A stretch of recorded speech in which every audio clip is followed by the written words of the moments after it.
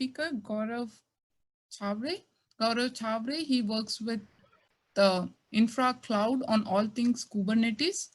He is OPA, microservice, and a big fan of open source. He helped customer architect the application right from inspection till deployment. He love to get into details and he's very adventurous when it comes to trying out new cool tech. Well, on personal front, he is an avid book lover, also love to travel and explore new place. With that, over to you, Gaurav. Thanks, Savita. So let me share my screen.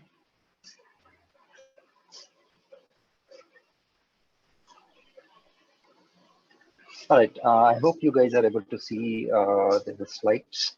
Yes. So in today's session, I'm going to talk about API authorization with Open Policy Agent.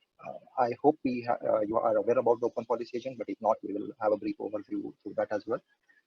So a short, Savita has already given my introduction anyways, but you can follow, you can connect me with me on LinkedIn, Twitter, or on the InfraCloud Twitter handle as well. All right, Open Policy Agent. So what's Open Policy Agent? It's actually an open source general purpose policy engine. When I say general purpose, mainly we need to look at this diagram here.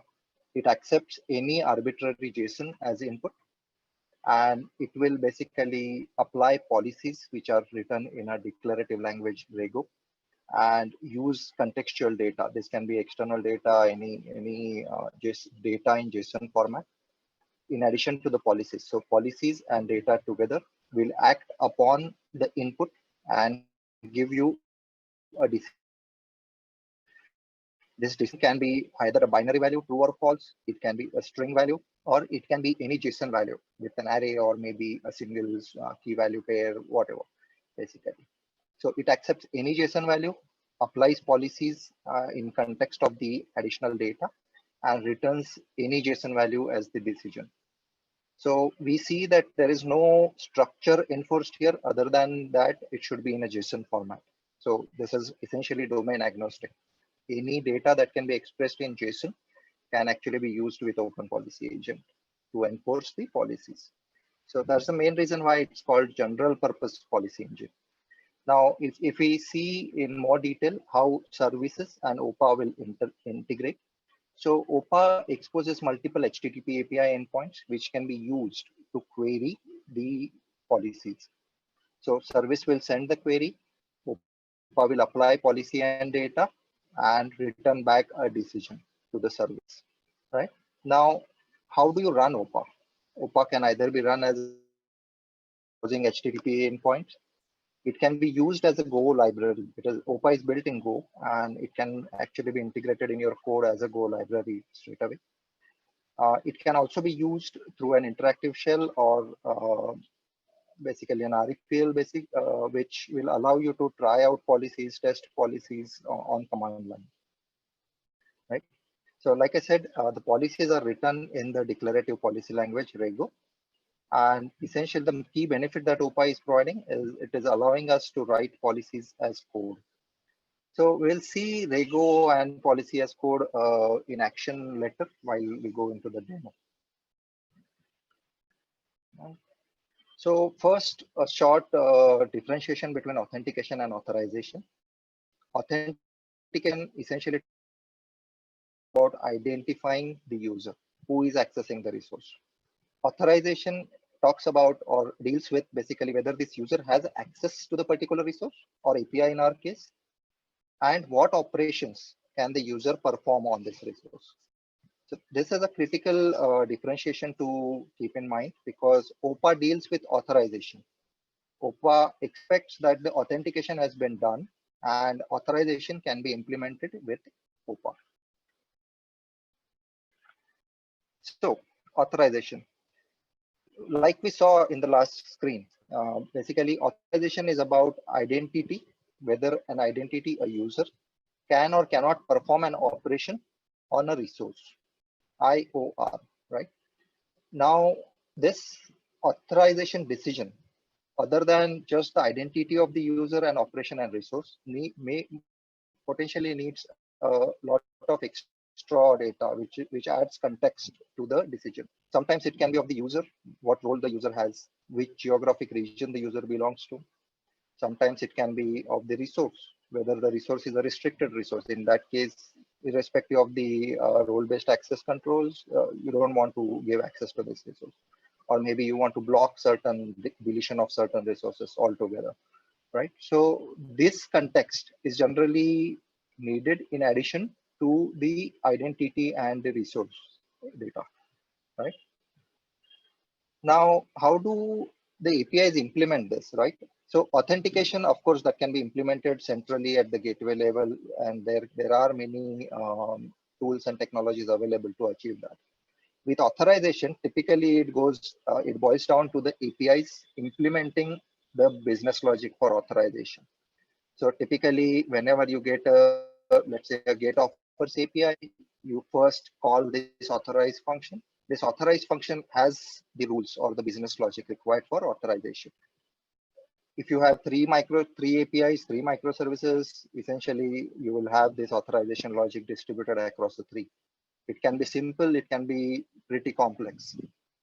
This essentially mixes the authorization logic with the application code fully. And it becomes more and more difficult really to understand where the impact of a certain authorization change will be, right? So what do we look for in a solution, for authorization solution for APIs, right? Like I said, it will be good if we can decouple the authorization policies from the application code altogether. We can maintain application code wherever needed, and we can maintain policies at one central place. One major reason why we want to do that, some policies can be universal. They are not specific to a single API. They are actually applicable across the organization, but a lot of times, in fact, right? And then if you can have a common policy language, that will make it easy to understand, to quote the policies across domains. Of course, it makes it easy to audit, to understand what the authorization policies currently enforced are. When you want to do that, you also want that all the policies can be managed centrally. And if we can, particularly when it comes to personal data, a lot of times you have requirements about logging, auditing the access that has been granted for that particular data, right? So it will be good if we can have, in addition to the centralized policy management, a centralized auditing. So all these things, when implemented in a code, will basically make the API code itself quite complex, right? And that's not the core capability of the API. So it will be good if we can basically decouple this from the application code altogether. That's where basically Open Policy Agent will come into picture. So for the session today, I have a sample CPQ application we created. It's a very basic application I created for the demo purpose. This essentially refers to an application that sales team uses for creating offers. So essentially there are three roles: sales, sales support, and sales admin. A salesperson can create new offers. He can view all offers. He can create new offers. Sales support can only have a read-only access. They cannot edit. They cannot delete the offer. And sales admin, they have read-only access to all offers. In addition to that, they can delete a particular offer, right? So that's essentially the authorization requirements we have in place. So let's see this in action in a minute. So during demo,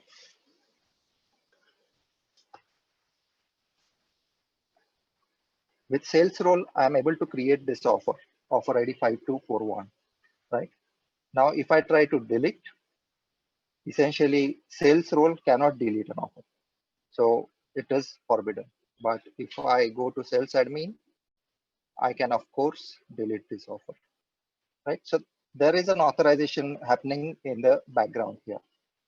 So let's see what that authorization is.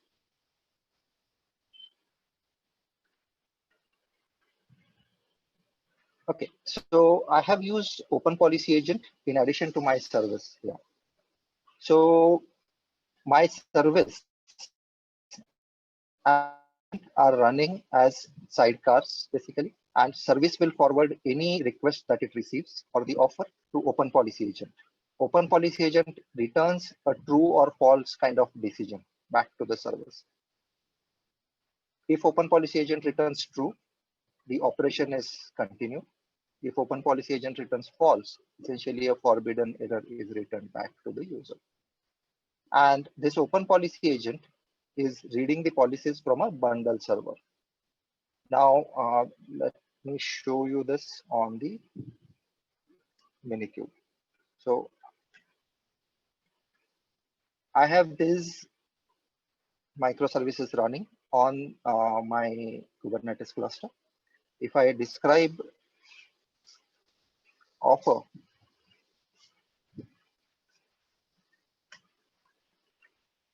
we will be able to see that it has two containers. One is offer, which is obviously the core business logic of handling, allowing access to or deleting the offer. And I have OPA, which is essentially running the authorization service, right? Now, let's see the Rego policy that we are using here. So I have this Rego policy here on Rego Playground. So this Rego Playground is a nice service which allows us to write and test out the policies for certain inputs, right? So, okay. So this Rego policy, let's see what it is doing. We have a package, HTTP API auth, that essentially defines the path against which the policy will be executed. Default allow false. We don't want any request to go through unless the policy can confirm that it is valid. And these rules, these are essentially the rules that are defined in Rego. What these rules are doing, it is checking if an input method is post. So for create, it is checking the API path. So if I'm using a /offer and if it is method post. At the end, it is checking the token payload role. Now this is interesting. Where do I get this? So OPA or Rego offers a native JWT JSON Web Token decoding plugin, right? So through an authentication, maybe with an authentication service, you would get a JWT, which is passed in every API request. This JWT can be decoded in OPA, and you can use the content of JWT to enable, allow, or disallow a certain operation. So in this case, the post, that is a create operation, is only allowed for role sales. An edit or patch operation is only allowed for role sales. A delete is only allowed for role sales admin. So when an input comes to this policy OPA, OPA will execute this policy, and it will either, if all these three conditions are true, it will allow.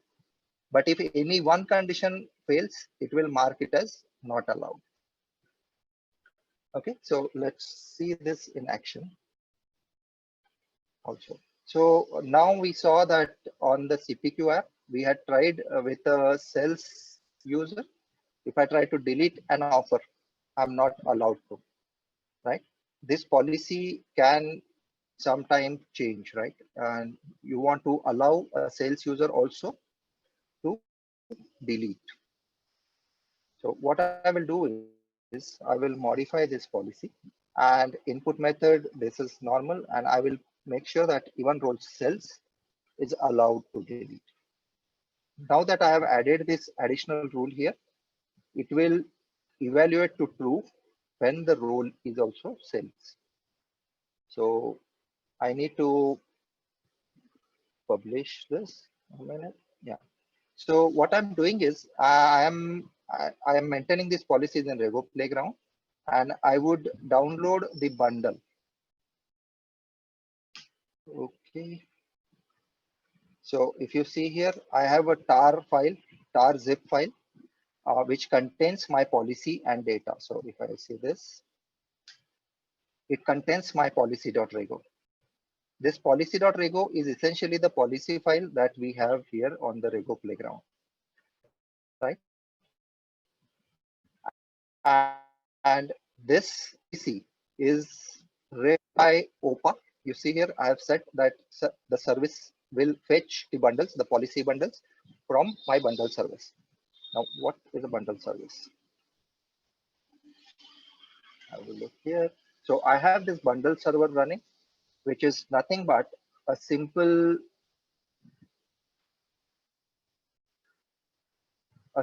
Go API, which is exposing the file and returning a file in application ZZip with the application ZZip content type. So this bundle server will essentially read this, will basically serve this star zip file to OPA, and OPA will load the policies and data from this bundle against which decisions can be made. So now we saw that we updated the policy to allow a salesperson also to delete an offer. Now let's go here and try. So we tried here to delete 5563 and it was not authorized. So let me try deleting the offer again. Well, say, the salesperson is now able to delete the offer. So as you saw, I did not change my code when I wanted to change a certain authorization rule. That's essentially what is the power of OPA. You can maintain your rules in a separate Rego file, and these Rego files can be maintained wherever. And OPA can read from a bundle through a bundle API. It can read those files, right? Now, what we saw here was use of JWT. What if we are not using JWT? We might be having some data, which is like, let's say the role information is all not in JWT, but it's only available in our LDAP. So we can write another bundle server, which essentially fetches the data file from LDAP. The data can be any JSON. So let's say I have a data file, which is listing out the users and their roles, just a simple file, right? Now, here I want to try that if a user ID is 1000, who is a sales support, and can he post, that is create an offer. So the rule, if you see, it will not work if the role is sales support. So I evaluate this and we can see here, sorry. Okay, I evaluate this and we see that the result is allow false, right? But if I change this to user ID 2000, here we have user ID 2000 with role sales, and let's evaluate the policy now. Allow true. So essentially, now if I go to the offer service quickly, what I'm going to do is I'm just going to call this authorize. Authorize is essentially calling my OPA. Yeah, authorize is simply calling my OPA service and asking for a response as per the policy. And if the policy returns true, offer service will allow that operation. That's essentially how the authorization logic is implemented between your microservices and open policy agent. Yeah. So coming back.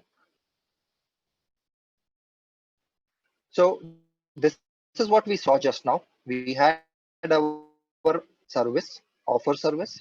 We had open policy agent running as a sidecar. It was exposing an HTTP API, which the service was calling with the relevant input and asking for a decision.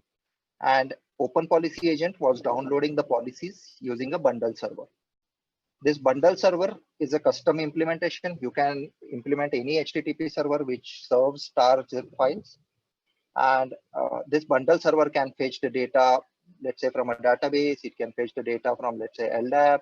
It's basically your server. You can implement it whatever way and serve the zip to OPA. This can, we can potentially configure this to read the policies from Git, for example, right? And OPA can be run as a sidecar, as we have done in this example today. It can be a standalone service altogether outside the service pod altogether, or it can be a Golang library, in which case it will be integrated into the service code. But still, what you are integrating into the code is the logic to call OPA. Your business logic to basically authorize or allow or disallow a certain operation is all written in the policies, which can be maintained at any third location or a centralized location. That's where OPA is enabling the policy as a code setup. Now, OPA configuration. So quick touch on what all we saw. So we saw the bundle service, which can be implemented to manage policies and data at a central location. This bundle service is your custom implementation. You can build it whatever way you want, as long as it serves the tar zip file of the data and policies. Now you would ask whether if I have to maintain this bundle service configuration in all the OPA instances that I'm running. So for that, you can make the configuration centralized. So you can just maintain the discovery configuration, which says, okay, depending on the region, depending on the service, depending on labels on the service, basically where to download the bundles from. So you can download different bundles for different OPA setups in your stack. Decision telemetry. So we saw this allow and deny. So these decisions can actually be streamed to a remote HTTP service. So this remote HTTP service will act as your audit log or decision log essentially, right? Now, sometimes the logs can contain sensitive data like the user token or maybe user passwords or whatever. You can mask the sensitive data. OPA provides ability to mask the sensitive data from the decisions that get streamed. In telemetry, that's basically all the multiple OPA agents that are running in your stack can report the status to a central dashboard, central service, right? Monitoring, OPA exposes a HTTP endpoint for Prometheus matrices. So you can plug this into your Prometheus stack as well. Now, let's have a quick look at the Open Policy Agent ecosystem. Okay. So you would see the example we saw was running a sidecar OPA alongside your service. You can integrate OPA with Envoy, you can integrate with Glue, you can integrate with AWS API Gateway, you can integrate with Traffic. So it's basically, it can be integrated with different API gateways as well. In addition to that, OPA can be used for custom application authorization, SSH. It can be used for Kubernetes admission control. So essentially can serve as an authorization or a policy engine for your entire stack that allows you basically to unify the policy enforcement across the stack. You can have a common policy language for not only API authorization, but wherever you need the authorization implemented. Cool. So that's pretty much I have for today. I hope you liked it. And if there are any questions, we can take them.